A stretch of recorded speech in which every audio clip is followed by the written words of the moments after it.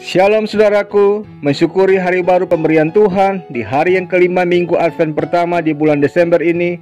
Mari kita awali dengan doa dan ucapan syukur kepada Tuhan lewat sapaan sabda Tuhan dalam kitab Injil menurut Matius pasal 10 ayat 5 hingga ayat yang ke-8 yang menyatakan, kedua-belas murid itu diutus oleh Yesus dan ia berpesan kepada mereka, janganlah kamu menyimpang ke jalan bangsa lain atau masuk ke dalam kota orang Samaria, melainkan pergilah kepada domba-domba yang hilang dari umat Israel.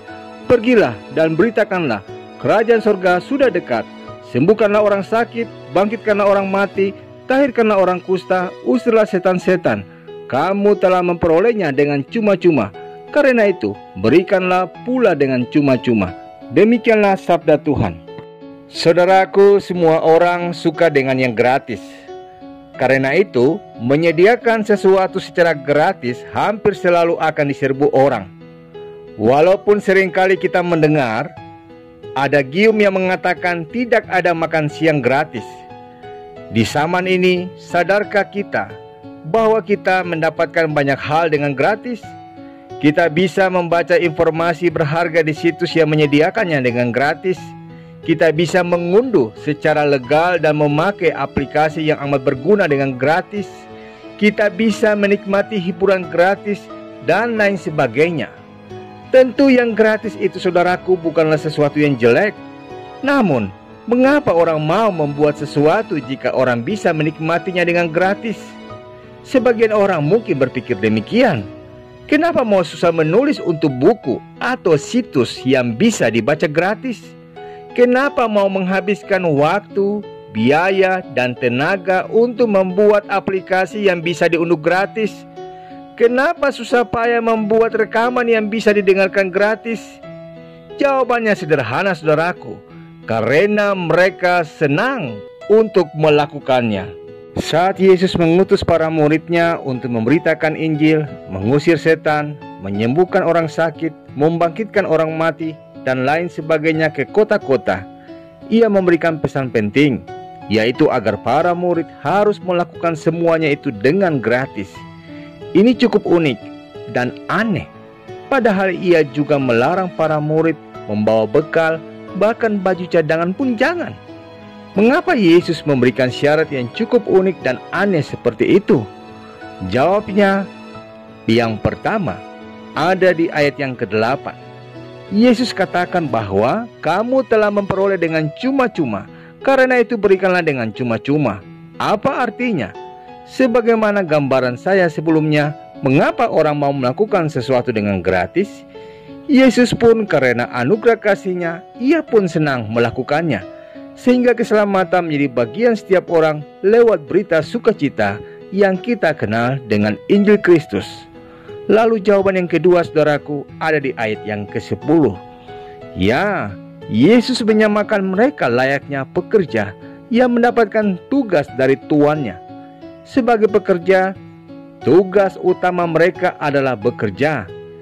Jika Anda misalnya melamar di satu perusahaan besar yang bona fide, reputasinya top dan lain sebagainya, akankah Anda bertanya, adakah disediakan komputer? Adakah kursi di ruangan Anda? Adakah toilet di kantor dan lain sebagainya? Jika Anda masih menanyakan hal-hal seperti itu sama saja Anda sudah melecehkan perusahaan itu. Dari ulasan bacaan kita saat ini, saudaraku, ada dua hal yang dapat kita maknai. Yang pertama, kita harus sadar bahwa tidak semua hal harus diukur dengan materi. Tidak selalu sesuatu baru berharga jika bisa dijual dengan nilai tinggi. Kadang sesuatu yang diberikan gratis pun bisa bernilai jauh lebih tinggi dari yang dijual mahal. Sebagai anak Tuhan, kita harusnya memahami ini dengan lebih baik, karena kita adalah umat yang telah ditebus menerima hal yang paling berharga, yaitu keselamatan yang diberikan oleh Kristus dengan gratis. Karena itu, bagi kita yang masih selalu menilai segala sesuatu dengan materi saja, semoga pencerahan ini bisa membuka pikiran kita. Masih ada terlalu banyak hal yang berharga di dunia ini yang tidak bisa atau tidak perlu diukur dengan materi. Menyadari hal ini akan membuat hidup kita menjadi lebih utuh dan bermakna. Pemaknaan yang kedua, saudaraku, ialah ketika saat Anda bekerja dengan tekun dan jujur, tapi masih difitnah, atau hasilnya tidak sebanyak mereka yang bekerja dengan curang dan korup. Bagaimana reaksi Anda?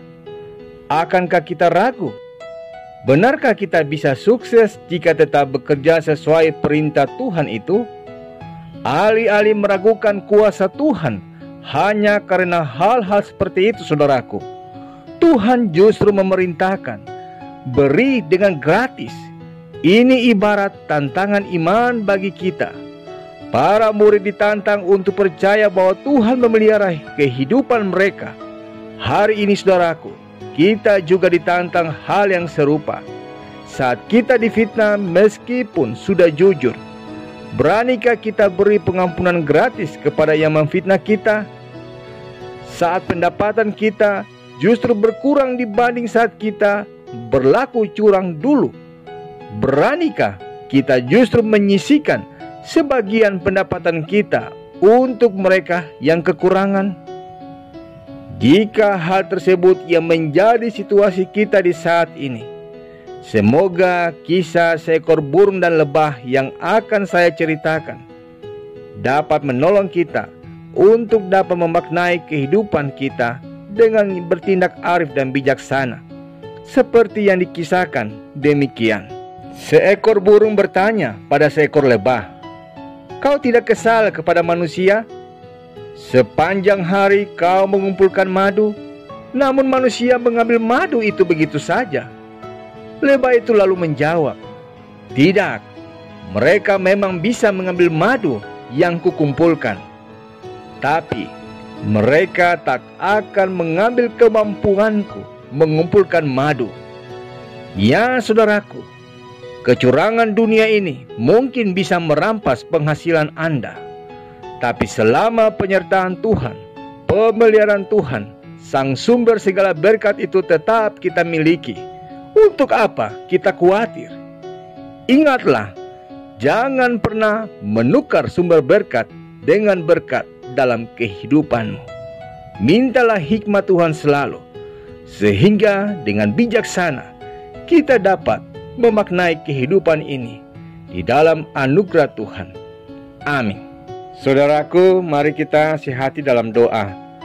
Bapa yang mulia, syukur dan terima kasih untuk anugerah waktu dan kesempatan yang masih dipercayakan kepada kami, sehingga kami boleh ada lagi di akhir pekan hari kelima di minggu Advent yang pertama ini. Sebagai umat tebusan-Mu yang telah menerima anugerah keselamatan secara gratis, tolonglah kami dengan hikmat Tuhan, sehingga dalam berbagai keterbatasan dan kelemahan kami boleh belajar, memahami, menghargai anugerah kasih-Mu, dan peka dengan kehendak Tuhan dalam kehidupan kami, dengan hidup berpadanan pada kuasa penyertaan dan pemeliharaan kasih Tuhan sebagai Sang sumber segala berkat, sehingga hidup kami boleh bermakna dan menjadi berkat kehidupan bagi sesama kami, dan demi kemuliaan nama Tuhan. Di dalam nama Tuhan Yesus kami berdoa. Amin.